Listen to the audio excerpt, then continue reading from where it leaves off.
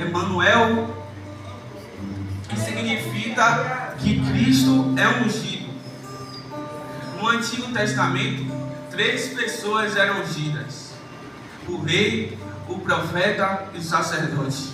O rei, o profeta e o sacerdote. Samuel era profeta, era sacerdote, mas não era rei. Saul era rei, Saul era profeta, mas Saul não era sacerdote.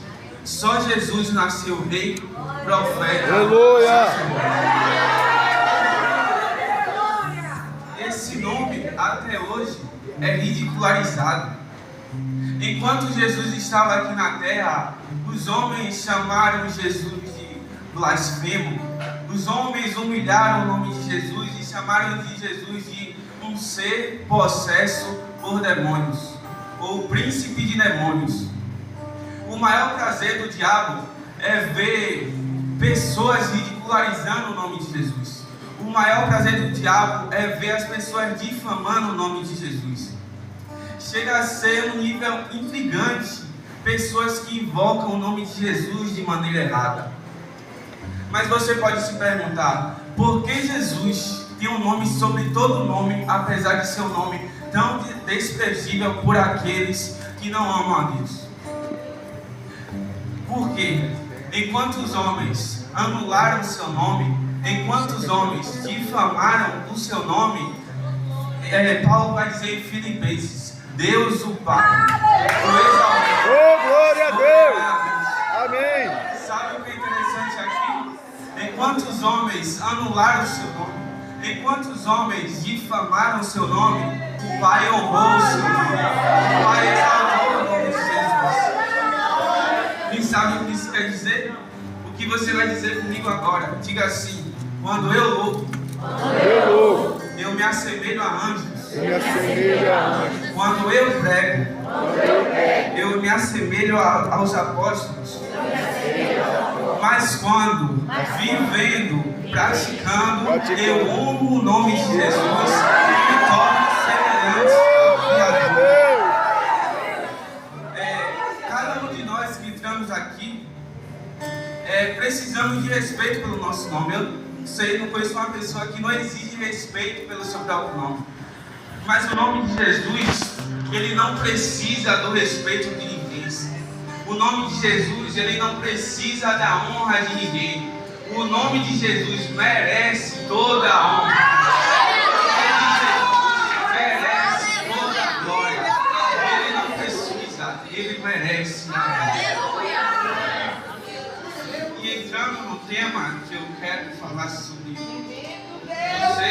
vocês, confesso que eu senti um pouco medo, será que é isso que Deus mesmo quer falar? Mas durante a semana de oração, a Carla nem sabe, mas ela falou as palavras exatamente que eu ia falar aqui. E eu disse: Deus é o Senhor.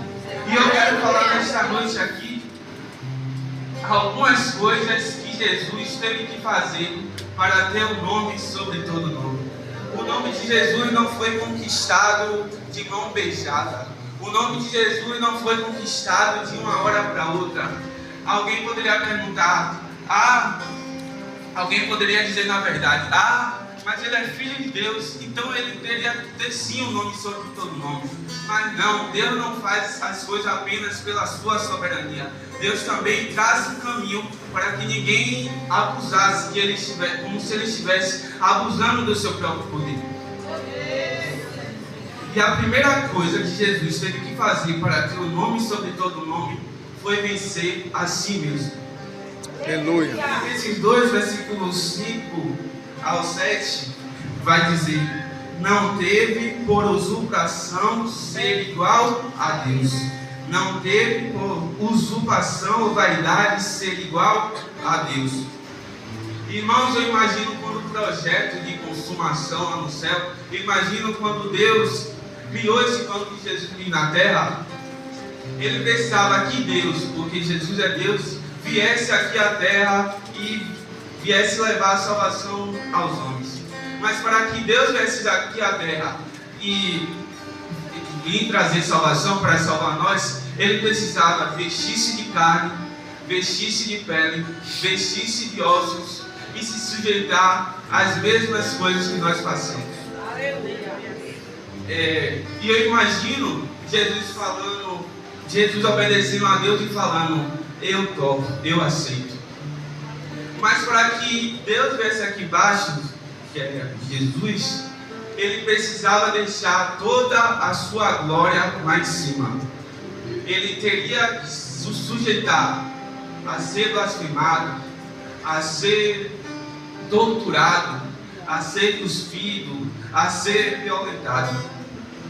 Para Jesus vencer, ele primeiro teve que vencer aqui, a si mesmo. Porque ele podia ter se apegado à condição de ser igual a Deus e dizer: não, eu não vou me sujeitar e naquela terra e salvar esses meros pecadores que tanto vão me blasfemar, tanto vão falar coisas sobre mim. Não, eu vou ficar como o Senhor aqui em cima. Tá bom aqui? Não, eu não vou descer. Mas Filipenses vai dizer: ele esvaziou de si mesmo. Na tentação de Jesus, que o diabo tenta Jesus e fala que mande essas pedras se transformaram em pão. Aí Jesus rebate. Vocês conhecem a história. Mas ali eu entendi que Jesus estava dizendo: enquanto eu estiver aqui, quem manda é Deus. Enquanto eu estiver aqui, quem manda é o Pai. Eu não vou fazer só porque você está falando ou dizendo. E eu li, comecei no versículo 5, que diz: que haja em vós a mesma mente que houve também Cristo Jesus. O que eu estou entendendo aqui? Paulo quer dizer para aqueles crentes em Filipos: quer vencer, subjuga o teu erro. Quer vencer, subjuga a tua vontade. Ei, você quer vencer, desce da onde você está. Quer vencer, desfaz de toda a soberba. Quer vencer, desce. O maior guerreiro não é aquele que vence batalhas. O maior guerreiro não é aquele que vence exércitos. O maior guerreiro é aquele que vence a si mesmo. Alguém pode falar: ainda não entendi, mas vamos lá para Isaías 13, 14. 14, 13.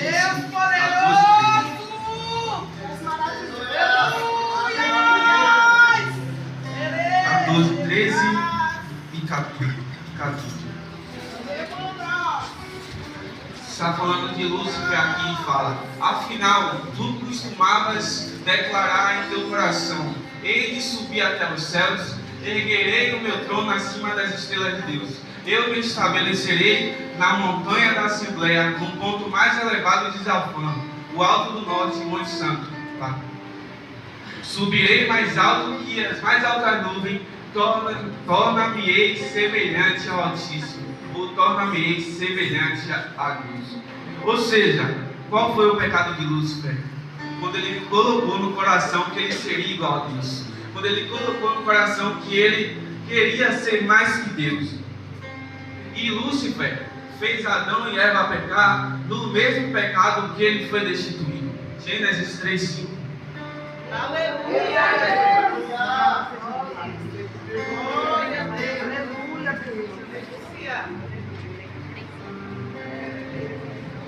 Ora, Deus sabe que no dia em que dele comer, vossos olhos se abrirão, e vós, como Deus, ou seja, e vós sereis semelhantes a Deus, sereis conhecedores do bem e do mal. Na minha diz assim, na minha tradução, Gênesis 3:5. Mas Deus sabe que no dia em que comemos, serão abertos vossos olhos e serão semelhantes a Deus. Ou seja, onde foi que Lúcifer caiu? Quando ele colocou no coração que ele seria igual a Deus. Onde foi que Adão caiu? Quando ele colocou no coração que ele seria igual a Deus. Ou seja, Lúcifer, querubim, quis ser igual a Deus, caiu. Adão, coroa da criação, quis ser igual a Deus, caiu. Jesus é Deus, se fez homem, venceu. Jesus é Deus, se humilhou a si mesmo, venceu. Jesus é Deus.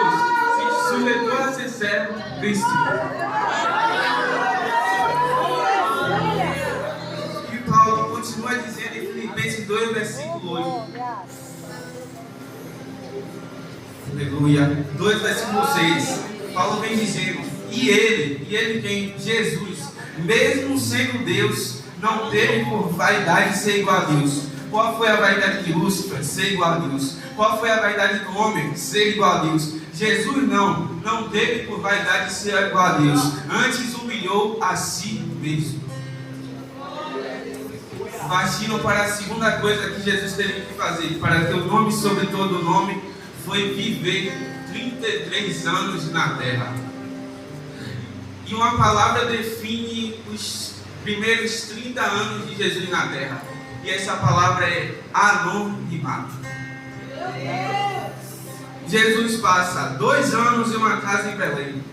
2 anos escondido no Egito por conta de uma sentença do Herodes logo quando ele nasceu. E 26 anos num ponto do mapa chamado Nazaré. Aos 12 anos de idade, Jesus teve a primeira aparição, todos conhecem aqui no templo, e ele demonstra ali toda a sua sabedoria, porque o versículo vai dizer que os pais dele achou ele no meio ali do templo, ouvindo aqueles mestres e perguntando e sendo inteligentes com eles. E eu lhe pergunto, o que Jesus fez antes dos 30 anos? Alguém sabe? Ele escolheu 12 apóstolos logo quando ele fez 1 ano, ou 10 anos, ou 20 anos? Não. Ele saiu por aí curando os enfermos, curando os paralíticos, curando, expulsando os demônios? Não. Ele foi para casa primeiro. Jesus foi para casa primeiro, e de acordo com os estudos que eu fiz na Bíblia, ele teve uma profissão. Ele foi, de acordo com os estudos que eu fiz, ele foi se preparar primeiro. Ele foi estudar primeiro. E sabe o que eu entendo aqui? Quer ministério? Vai para casa primeiro. Quer púlpito? Vai para casa primeiro. Porque o evangelismo se começa em casa. O ministério se começa em casa. E Jesus está falando aqui: estuda primeiro, se prepara primeiro. O Brasil te espera, o mundo te espera, mas vai para casa primeiro. Porque ir para casa primeiro é saber a hora certa que Deus vai se levantar.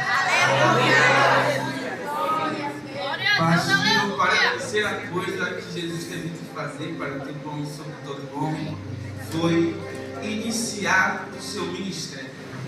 E o ministério de Jesus pode ser definido por uma palavra: popularidade. Você pode repetir comigo? Popularidade. Diga mais uma vez: popularidade. Sabe por que popularidade? Porque no ministério de Jesus, os cegos viam, os surdos ouviam, os cegos viam, como eu já falei, os leprosos eram purificados, os paralíticos saíam carregando a cama na cabeça, porque só o nome que é sobre todo nome tem poder de fazer isso. Só o nome que é sobre todo nome tem um poder de libertar. Só o nome que é sobre todo nome tem o poder de expulsar qualquer demônio. E em Lucas capítulo 10 vai dizer que Jesus envia 60 discípulos para ir às cidades pregoar o teu nome. E até aquele momento não havia um nome que fizesse expulsar demônios, que tivesse tanta autoridade. Alguém podia falar: sai em nome de Adão, não saía. Sai em nome de Moisés, que falou face a face com Deus, não saía. Sai em nome de Daniel, que obedeceu a Deus e largou o mundo, não saía. Sai em nome de Enoque, que andou com Deus, não saía. Sai em nome de Zacarias, não saía. Mas em Lucas 10, versículo 17, vai dizer assim: Aleluia! Então, os 62 discípulos que retornaram muitos felizes e relataram: Senhor, até os demônios se submetem ao nosso comando em teu nome. Irmão, não sei se você entendeu, mas ao nome de Jesus, toda a potestade, todo o principado tem que cair. Ao nome de Jesus, todo joelho tem que se dobrar. Ao nome de Jesus, toda língua tem que confessar. Porque no Antigo Testamento, o mais perto que chegou foi quando Saul tinha os espíritos malignos e Davi tocava aquelas harpas e os espíritos malignos saíam, mas depois voltavam. Mas aqui, já no Novo Testamento, vai ser diferente. Eu imagino os discípulos chegando com alegria e falando: Senhor, você não sabe o que aconteceu. A gente, um homem endemoniado, a gente viu e a gente falou: em nome de Jesus saia, e ele saiu. No nome de Jesus, o inimigo tem que se submeter. O inimigo tem a obrigação de submeter. Muitas vezes temos medo quando chegamos numa situação dessa, mas esquecemos que Jesus nos deu autoridade. Jesus nos deu permissão para usar um nome sobre todo nome, o nome que é só dele. Eu falei no início que o mistério de Jesus era conhecido por popularidade. Por tudo que ele fazia. O ministério de Jesus trouxe fama a ele. Porque o problema não é ser famoso. O problema é deixar a fama subir a cabeça. O problema não é ser famoso. O problema é correr atrás da fama. Não era Jesus que corria atrás da sua fama. Era a sua fama que corria. Porque na Bíblia vai dizer que uma vez ele curou um homem surdo e mudo, não tenho certeza se foi isso, mas que assim ao ser curado, aquele homem contou a todos os que estavam na cidade, porque não era só, porque ele não buscava fama, era sua fama que corria, não era ele que corria atrás da sua fama. E a fama de Jesus trouxe perseguição. A fama de Jesus trouxe muitos olhados para a carreira dele. Porque a quarta coisa que Jesus teve que fazer para ter o nome sobre todo o nome foi morrer. E uma palavra define a morte de Jesus: sofrimento. Em Filipenses Paulo diz: sendo obediente até a morte, e morte de cruz. A morte de cruz era a morte mais infame, era a morte mais dolorosa que alguém podia enfrentar. A partir do momento que Jesus foi batizado ali no Jordão, mesmo sem ser um pecador, Jesus foi contado como os pecadores.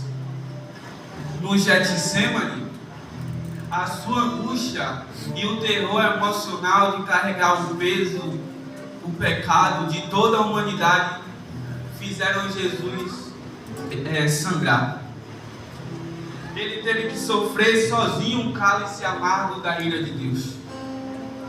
E fez com que seu suor se transformasse em sangue, as suas veias capulares se romperam, escorrendo sangue pelo seu rosto e pingando no chão. Irmãos, quando Jesus estava na estrebaria, ele não desistiu. Quando Jesus viu a casa que ele ia ficar de seus pais, ele não desistiu. Quando Jesus foi tentado, quando Jesus foi blasfemado, ele não desistiu. Quando Jesus, ele mergulhou, não sei, mas eu vou dizer que ele mergulhou naquelas águas do Rio Jordão, ele não desistiu. Mas no Getsemane ele falou: Pai, se possível for, afasta de mim esse cálice. Eu imagino o diabo pensando: agora que ele vai desistir, agora que ele se apega à divindade de Deus e vai dizer que ele é Deus e não precisa passar por isso. Agora eu venci a batalha contra ele, agora eu ganho. Mas quando o diabo pensou que ele ia vencer, Jesus brada dizendo: mas todavia não seja feita a minha, mas a tua vontade, ó Pai, que está no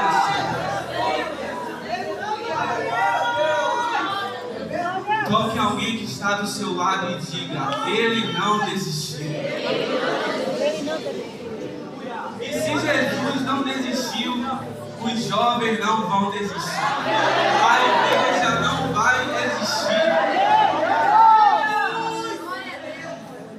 Irmãos, horas depois que ele estava já de lá no refeitório, Pilatos cede à pressão dos judeus e, para acalmá-los, ele ordena a flagelação de Jesus. E no estudo que eu estava fazendo, eu copiei 2 soldados ali, quando Pilatos ordenou para que Jesus fosse flagelado. Eu botei 2 soldados o prendem pela coluna e dão 39 chibatadas. De acordo com o estudo, 12 tiras de couro em cujas pontas estão fixadas bolinhas de chumbo vão causar 468 ferimentos em Jesus. A sua pele é dilacerada, o sangue espirra, o expulso de Jesus é solto, ele cai de joelhos quando inicia o escárnio da sua coroação. Dão para ele uma coroa de espinhos e aclopado na sua cabeça e chegando ao crânio. Jesus é esmurrado, Jesus é vendado, Jesus é espancado, uma cruz é colocada nas suas costas. De cruz eu estudei e em média pesava 50 quilos e é levado a cerca de 3 quilômetros. Chega um certo momento que Jesus vê sua força acabar e Simão Sirineu é obrigado a ajudar Jesus até chegar no Calvário. Até chegar no Calvário ele é xingado, cuspido. Sabe lá o que essas pessoas disseram a Jesus durante aquele momento? Ele chega no Calvário e chegando lá diz que suas roupas foram arrancadas, descolando cada fibra, cada linha de todos os seus 469 ferimentos e fazendo Jesus sangrar mais. Um cravo de ferro atravessa o seu pulso e Jesus ali sente a mais insuportável dor que o humano poderia sentir, pois atinge o seu tronco nervoso. Qualquer um aqui desmaiaria nessa hora, mas Jesus não. Ele é levantado e é colocado naquela cruz. E sabe o que eu acho interessante aqui? É que até então não tinha um lugar que tinha escrito o nome de Jesus. Como você pode ver em João 19, versículo 19. Diz que Pilatos vem com 3 placas. Hebraico, escrito em hebraico, língua local. Latim, língua oficial. Grego, língua universal. E o que estava escrito?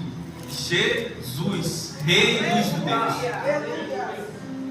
O primeiro lugar aonde o nome de Jesus foi escrito não foi em qualquer lugar, não foi em placa por aí, não foi colocado numa placa e despejado por aí. O primeiro lugar que o nome de Jesus foi escrito naquela cruz.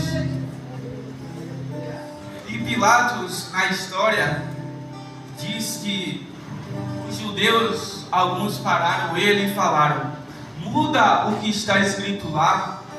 Não diga que ele é rei dos judeus, diga que ele se diz rei dos judeus. E Pilatos responde: o que eu escrevi, eu escrevi. Sabe o que eu entendo aqui? É que quando Pilatos diz o que eu escrevi, é como se ele estivesse falando: eu escrevi e ninguém vai tirar daquela cruz o nome de Jesus. O que eu escrevi, ninguém vai apagar o que está escrito naquela cruz. Não entendi, Murilo. Do hall de amigos, tiram o seu nome. De qualquer lugar, podem até tirar seu nome. Mas lá da cruz, ninguém vai tirar seu nome. Olhe para alguém que está do seu lado e diga: ninguém tirou o teu nome da cruz. Ninguém apaga o teu nome da cruz. O problema é que vivemos uma geração hoje que quer fama, mas não quer cruz. Que quer público, mas não quer cruz. Quer status, mas não está disposto a pagar o preço da cruz. Agora olhe para alguém mais uma vez e diga: teu nome está na cruz, e de lá ninguém tira. E o que está escrito sobre mim na cruz? Sabe o que está escrito lá na cruz sobre você? Lá na cruz diz que seus pecados estão perdoados. Lá na cruz diz que sua dívida foi paga. Alguém que ensine, não tem alguém que apague o teu nome da cruz, porque não foi escrito com lápis, não foi escrito com caneta, foi escrito com sangue, no nome que é sobre todo. Glória a Deus!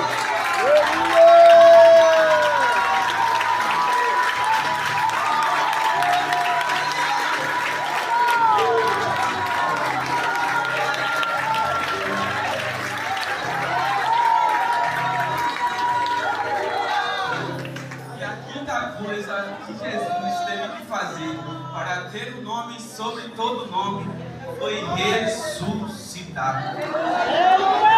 Ao meio-dia, Jesus tem sede e na esponja lhe dão vinagre. Jesus usa os pregos dos pés para se levantar, para se erguer, e quando ele se ergue, a sua coroa de espinhos é encaixada cada vez mais pelo seu crânio, e ele brada em alta voz: Tetelestai, a dívida foi paga. Tetelestai, paguei o preço, terminei a dívida. Mas não bastava sofrer para Jesus ter o nome sobre todo nome. Ele tinha que morrer. Ele diz: Pai, em suas mãos entrego o meu espírito. O seu corpo é colocado numa sepultura, e estudando mais eu vi que sua alma desce ao Hades, reino dos mortos. De um lado, seio de Abraão, no meio, abismo, do outro lado, Hades, reino dos mortos. Na mente de pregador,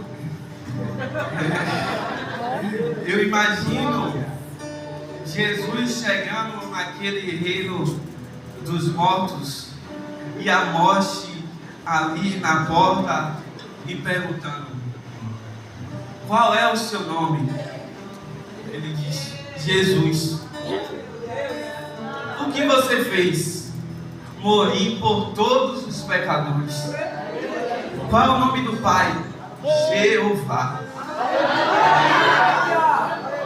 Aleluia. Aleluia. Aleluia. E eu imagino mais a morte perguntando: quanto tempo você vai passar aqui? Imagino Jesus dizer: só 3 dias e 3 noites. Eu só vim buscar as chaves do inferno e vim levar o cativeiro para o meu Pai e vou voltar. Porque em Apocalipse 1, versículo 18 está escrito: aquele que vive, eis que estive morto, mas eis que estou vivo pelos séculos dos séculos e tenho a chave da morte do inferno. Ei, hoje você não veio adorar um Deus morto. Hoje você não veio adorar um Deus que está na sepultura. Hoje você veio adorar um Deus que venceu a morte, que venceu o inferno, que tem nas suas mãos a chave do inferno. Você veio adorar um Deus que ressuscitou. Porque Lucas 24, versículo 5 e 6 vai dizer: porque vocês estão procurando entre os mortos aquele que vive? Ele não está aqui, ele ressuscitou.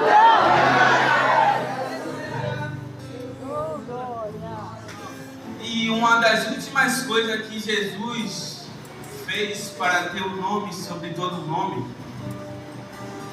foi subir aos céus e ser elevado nas alturas. Em Apocalipse 5 diz que ouve-se uma voz no céu dizendo: quem é digno de abrir o livro e desatar os seus 7 selos? que não havia ninguém no céu, na terra, nem debaixo da terra. Por que não havia ninguém debaixo da terra? Porque Jesus já havia ressuscitado. Porque Jesus não havia ninguém na terra, porque Jesus já tinha subido. O porquê não havia ninguém no céu, porque Jesus ainda estava chegando lá. Aí Apocalipse 5, versículo 5 vai dizer: um ancião que é durante a revelação de João vai dizer: eis, não chores mais. Eis aí o leão da tribo de Judá, que venceu para abrir o livro e desatar os seus 7 selos. E diz mais: olhei e vi um cordeiro, que significa... olhei e vi um cordeiro com 7 chifres, que significa onipotência. E diz: vi um cordeiro com 7 olhos, que significa onisciência, e 7 Espíritos de Deus, onipresença. E diz que ele pegou o livro. O que é um livro? É um testamento, é uma herança. E qual a herança que tem nesse livro? A terra e tudo que nela há. Quem é o herdeiro? Jesus. E Jesus, ao pegar na mão aquele livro, ele se torna Senhor sobre todos. Porque todo joelho se dobrará, toda língua confessará, e todo joelho que se havia no céu, na terra e debaixo da terra, e toda língua confessou ao que está assentado no trono. E ao Cordeiro seja a honra, seja a glória, seja o louvor e seja o domínio pelos séculos dos séculos. Por quê? Porque Deus, o Pai, o exaltou soberanamente.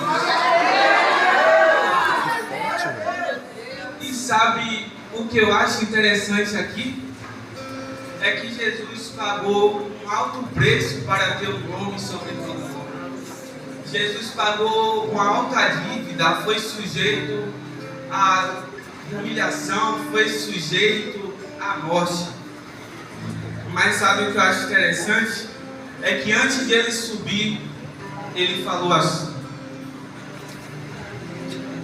em meu nome expulsarão demônios, em meu nome falarão novas línguas, em meu nome curarão os enfermos, e em meu nome, se pedires ao Pai, Ele vai responder.